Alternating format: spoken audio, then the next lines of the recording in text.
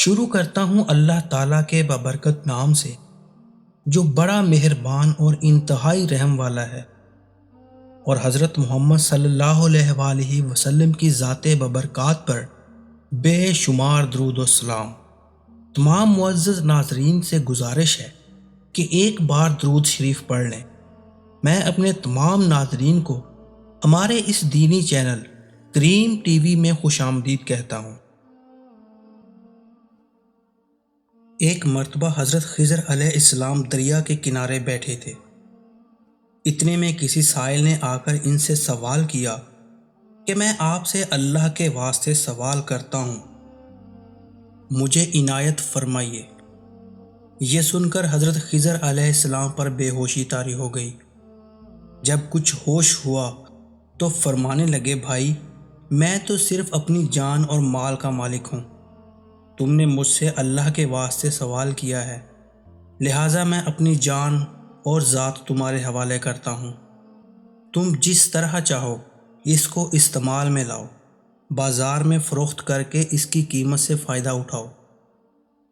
چنانچہ سائل ان کو بازار لے گیا اور ایک شخص ساہمہ بن ارکم کے ہاتھ ان کو فروخت کر دیا۔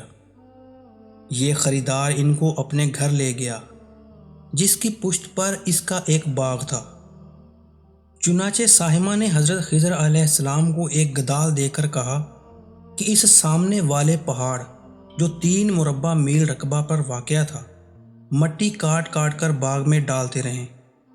اور یہ حکم دے کر ساہمہ اپنی کسی ضرورت سے کہیں چلا گیا، اور حضرت خضر علیہ السلام اس پہاڑ سے مٹی کاٹ کاٹ کر باغ میں ڈالنے لگے۔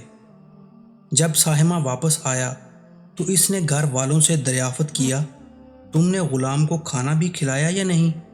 گھر والوں نے جواب دیا کہ ہمیں معلوم ہی نہیں غلام کہاں ہے۔ یہ سن کر جب ساہمہ خود کھانا لے کر باغ میں آیا تو اس نے دیکھا کہ وہ غلام یعنی حضرت خضر علیہ السلام تمام پہاڑ کی مٹی کاٹ کر ڈال چکے تھے اور اپنے کام سے فارغ ہو کر اپنے مولا حقیقی کی عبادت میں مصروف تھے۔ یہ دیکھ کر ساہمہ کو بڑا تعجب ہوا اور اس نے دریافت کیا، یہ تو بتائیے کہ آپ کون ہیں؟ یہ بات سن کر حضرت خضر علیہ السلام پر کچھ بے ہوشی سی طاری ہو گئی، اور پھر افاقہ ہونے پر انہوں نے فرمایا کہ بھائی میں خضر ہوں۔ جس کو سن کر ساہمہ کے ہوش اڑ گئے کہ تو نے یہ کیا کیا، ان کو غلام بنا کر ایسے کام پر لگایا، یہ تو انتہائی گستاخی ہوئی۔ پھر ہوش آنے پر ساہمہ نے توبہ کی اور پروردگار سے عذر خواہی کے ساتھ حضرت خضر علیہ السلام کو آزاد کر دیا، اور جناب باری میں عرض کیا کہ یا رب العالمین مجھ سے اس کا مواخذہ نہ فرمائیے، کیونکہ میں ان کو جانتا نہیں تھا۔ اس کے بعد حضرت خضر علیہ السلام نے دعا فرمائی اور سجدہ شکر بجا لائے کہ اے پروردگار، میں تیرے ہی حق میں غلام بنا اور تیرے ہی حق میں آزاد ہوا، اس پر تیرا شکر گزار ہوں۔ بعد ازاں واپسی کی اجازت لے کر جب دریا پر واپس آئے تو دیکھا کہ ایک شخص کھڑا دعا مانگ رہا ہے کہ اے میرے رب، حضرت خضر علیہ السلام کو غلامی سے رہائی عطا فرما دے اور ان کی توبہ قبول فرما لے۔ حضرت خضر علیہ السلام نے یہ دیکھ کر اس شخص سے دریافت کیا کہ آخر تو کون ہے؟ تو اس شخص نے بیان کیا کہ میں تو شاذون ہوں، آپ کون ہیں؟ انہوں نے فرمایا کہ میں خضر ہوں۔ اس کے بعد شاذون نے کہا، اے خضر، تم نے اپنے لیے رہنے کا مکان بنا کر دنیا طلب کی، کیونکہ حضرت خضر علیہ السلام کا دریا کے کنارے ایک عبادت خانہ تھا۔ بس یہ سن کر وہ فوراً میدان میں نکل آئے اور وہیں اللہ کی عبادت میں مصروف ہو گئے۔ اس کے بعد حضرت خضر علیہ السلام نے اس جگہ ایک درخت لگایا اور اس کے سایہ میں عبادت شروع کر دی۔